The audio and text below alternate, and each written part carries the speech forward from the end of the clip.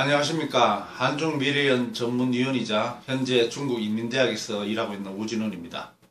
지난달 한중양국 정상회담에서 박근혜 대통령과 시진핑 중국 국가주석이 양국 정상회담에서 한중 FTA를 높은 수준으로 추진키로 합의함에 따라 양국의 FTA 협상이 속도를 내고 있습니다. 국내 시장 확장이 한계에 도달한 가운데 중국의 총수요 확대 정책은 한국 경제의 지속 발전에 매우 중요한 배후 시장을 장출해 줄 것입니다. 하지만 한중 FTA 협상이 그렇게 녹록치만은 않은 것 같습니다. 우선 중국이 자국 시장 보호를 위해 높은 실질 수입 관세율을 유지하고 있는 내구 소비재 품목을 중심으로 관세이나 협상을 추진해야 합니다.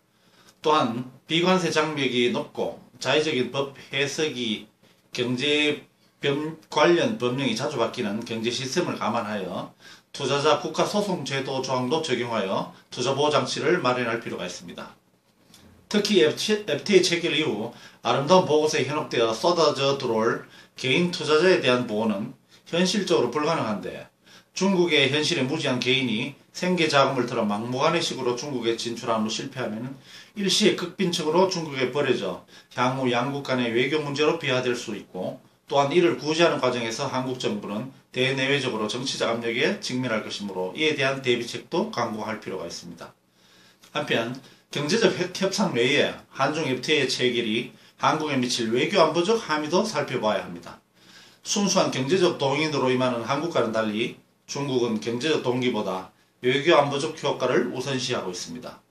다른 강대국들과 마찬가지로 중국이 기체결한 FTA 정책의 특징을 보면 경제적 효과 이외에도 국제사회 발언권 제고, 우호 세력 확대, 자원 확보 전략 등을 중심으로 추진되고 있다는 것을 알 수 있는데 동아시아 지역에서는 이 같은 행보가 더욱 분명해 보입니다. 그 예로 아시안과의 협정 발효 전에 일부 품목에 관세를 적용하지 않는 선자유화 조치를 단행하였고 대만과는 농업협상 제외 수용은 물론 대만에게 경제적 혜택이 월등히 많은 비대칭적 경제협력 기본협정을 체결하였지요.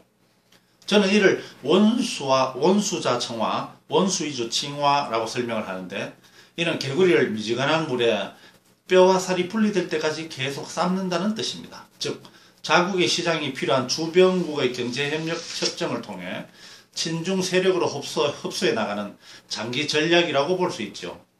소위 자국 시장과 상대국에 대한 영향력 교환인 것입니다.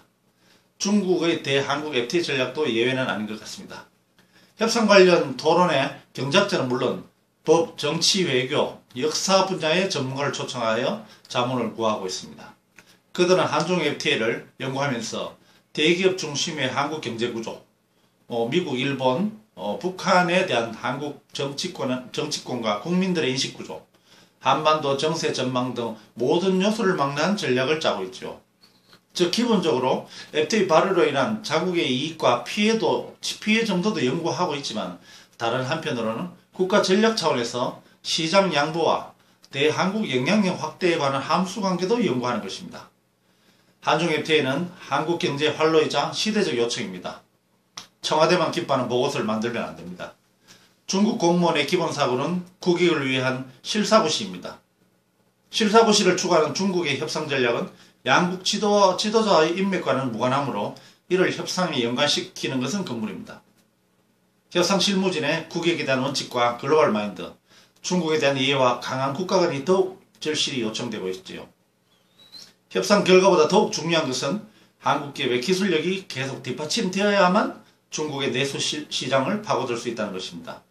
기술력이 강하면 FTA를 하지 않아도 수출 시장을 확대할 수 있으나 반대로 기술력이 뒤처지면 FTA를 하더라도 경쟁국 기업의 잔치나 지켜볼 뿐이며 향후 경제는 물론 외교 안보적으로도 상당한 피동적 입장이 될 것입니다. 현대는 경제력이 핵무기보다 무섭습니다.